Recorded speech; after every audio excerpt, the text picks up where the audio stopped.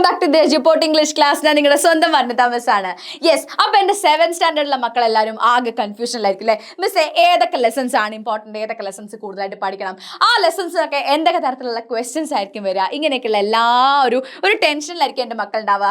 So മക്കളെ, നിങ്ങളുടെ ആ ടെൻഷനൊക്കെ മാറ്റി വെച്ചോളൂ. ഈ ഒരൊറ്റ വീഡിയോ കാണുന്നതോടുകൂടി നിങ്ങൾക്ക് ഒരു ഐഡിയ കിട്ടും എന്തൊക്കെ തരത്തിലാണ് ക്വസ്റ്റ്യൻസ് വരാൻ വേണ്ടി പോകുന്നത് കേട്ടോ. അപ്പം നിങ്ങളുടെ നമ്മുടെ ചാനൽ ആദ്യമായിട്ട് കാണാനാണെങ്കിൽ പെട്ടെന്ന് തന്നെ നമ്മുടെ ചാനൽ സബ്സ്ക്രൈബ് ചെയ്യുക, അതേപോലെ തന്നെ ഫ്രണ്ട്സിനൊക്കെ ഷെയർ ചെയ്ത് കൊടുക്കുക കേട്ടോ.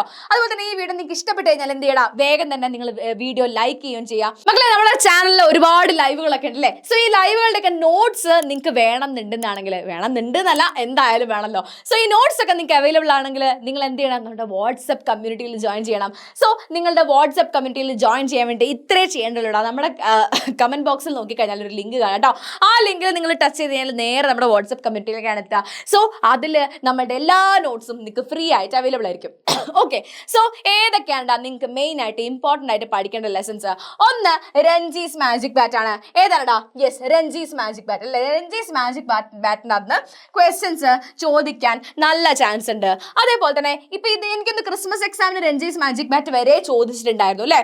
അതിനുശേഷം praying hands, the yellow umbrella, bridge over troubled water, a beacon of hope. ഇതൊക്കെയാണ് നമുക്ക് ഏറ്റവും കൂടുതൽ ഇമ്പോർട്ടൻ്റ് ആയിട്ട് നിങ്ങൾ പഠിക്കുന്നത്.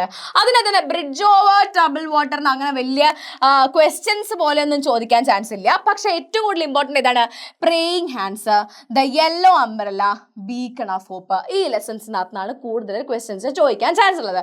അപ്പം Ranji's magic bat in case ചോദിക്കുകയാണെന്നുണ്ടെങ്കിലും എന്താണ്, നമ്മൾ രഞ്ജിയുടെ ഒരു ഡയറി ചോദിക്കുക, അല്ലെങ്കിൽ കുമാറിൻ്റെ ഒരു ക്യാരക്ടർ സ്കെച്ച് കേട്ടോ. രഞ്ജിയുടെയും കുമാറിൻ്റെയും ക്യാരക്ടർ സ്കെച്ചും ഡയറിയും രണ്ടുപേരും ക്യാരക്ടർ സ്കെച്ചും ഡയറിയും അത് നിങ്ങൾക്ക് ഏകദേശം അറിയാമെന്നാണെങ്കിൽ അത് സെറ്റാണ്. പിന്നെ മക്കളെ, പ്രേയിങ് ഹാൻഡ്സിൻ്റെ അകത്ത് മിസ് പ്രെഡിക്റ്റ് ചെയ്ത് എന്താണെന്ന് വെച്ച് കഴിഞ്ഞാൽ നമ്മുടെ രണ്ടുപേരുടെയും ക്യാരക്ടർ സ്കെച്ച് കേട്ടോ. ആൽബർട്ടിൻ്റെയും ആൽബ്രച്ചിൻ്റെയും രണ്ടുപേരുടെയും ക്യാരക്ടർ സ്കെച്ച്, ആൽബർട്ടിൻ്റെയും ആൽബ്രച്ചിൻ്റെയും ഡയറി എൻട്രീസ്.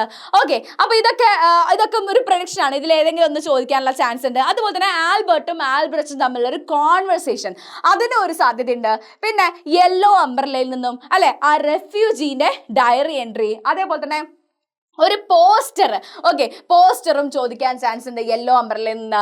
ബീക്കൺ ഓഫ് ഹോപ്പിൽ നിന്ന് മക്കളെ ഒരു നോട്ടീസ് ചോദിക്കാൻ ചാൻസ് ഉണ്ട്. എന്താണ് നമ്മൾ ആ ഒരു അല്ലേ, യെസ്, ഉഷ ചോമറിനെ അല്ലേ ആ ഒരു പത്മശ്രീ കിട്ടിയതിന് ശേഷം ആൾക്കാർ അവിടെ ആദരിക്കാൻ പ്ലാൻ ചെയ്തു എന്ന് വിചാരിക്കാം. സോ അതിന് വേണ്ടി ഒരു നോട്ടീസ് വേണമെങ്കിൽ ചോദിക്കാം. അല്ലെങ്കിൽ എന്താണ്, ഉഷയുടെ ഡയറി അല്ലേ, ഉഷ എന്താണ് ഈ ആ ഒരു എന്താ പറയുക സിറ്റുവേഷനിൽ നിന്ന് മാറണം എന്നുള്ള ഉഷയുടെ ആ ഒരു തീരുമാനം ഉണ്ടല്ലോ. സോ ആ രീതിയിൽ ഒരു ഡയറി എൻട്രി ചോദിക്കാൻ ചാൻസ് ഉണ്ട്. പിന്നെ വേറെന്താ, യെസ്, അതേപോലെ തന്നെ ക്യാരക്ടർ സ്കെച്ച് അല്ലേ, നമുക്ക് ഉഷയുടെ ക്യാരക്ടർ സ്കെച്ച്. പിന്നെ പ്രേയിങ് ഹാൻഡ്സിൽ നിന്നും ആൽബർട്ടിൻ്റെയും ആൽബ്രച്ചിൻ്റെയും ക്യാരക്ടർ സ്കെച്ച്. അപ്പോൾ ഇതൊക്കെ നമുക്ക് അത്യാവശ്യം പ്രതീക്ഷിക്കാവുന്ന ക്വസ്റ്റ്യൻസ് ആണ് കേട്ടോ. ഇതൊക്കെ മിക്കവാറും ചോദിക്കാൻ ചാൻസ് ഉള്ള ക്വസ്റ്റ്യൻസ് ആണ്. ഇതേപോലെ തന്നെ ടോട്ടോ ചാൻ്റെ ലെസൻ്റെ അകത്ത് ടോട്ടോ ചാൻ്റെ ക്യാരക്ടർ സ്കെച്ച് എന്തിട്ടുണ്ട്, കഴിഞ്ഞ എക്സാമിന് ചോദിച്ചിട്ടുണ്ട്. ടോട്ടോ ചാൻ്റെ ഡയറിയും ചോദിക്കുന്നു. അപ്പോൾ എന്തായാലും നമുക്ക് അതും കൂടെ ഒന്ന് നോക്കി വെക്കണം കേട്ടോ. ടോട്ടോ ചാൻ്റെ ഡയറി എൻട്രി എനിക്കൊന്നും കഴിഞ്ഞ എക്സാമിന് ചോദിച്ചിട്ടില്ല. സോ ടോട്ടോ ചാൻ്റെ ഡയറി ഈ പ്രാവശ്യം നമുക്കൊന്ന് നോക്കി വെച്ച് ചെയ്യാൻ നന്നായിരിക്കും. കാരണം ക്യാരക്ടർ സ്കെച്ച് കഴിഞ്ഞ പ്രാവശ്യം ചോദിച്ചിട്ടുണ്ട്. അപ്പോൾ അത് പ്രതീക്ഷിക്കാം. പിന്നെ ഫസ്റ്റ് ടേമിൻ്റെ അകത്ത് അങ്ങനെ വലിയ ക്വസ്റ്റ്യൻസ് ഉണ്ടാവില്ല എന്ന് വിചാരിക്കാം. എന്നാലും നമ്മുടെ ഹെലൻ കെല്ലറിൻ്റെ ലെസൺ ഇല്ലേ, ആ ലെസൺ ഒന്ന് നിങ്ങൾ നോക്കി വെച്ചോളൂ.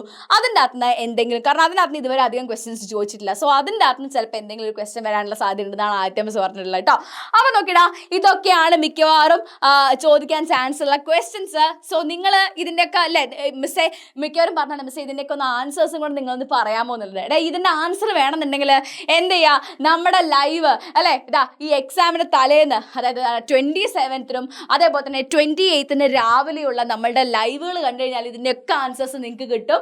ഇതിനൊക്കെ ആൻസർ നമ്മൾ ആ ലൈവുകളിൽ ഡിസ്കസ് ചെയ്യുന്നതായിരിക്കും.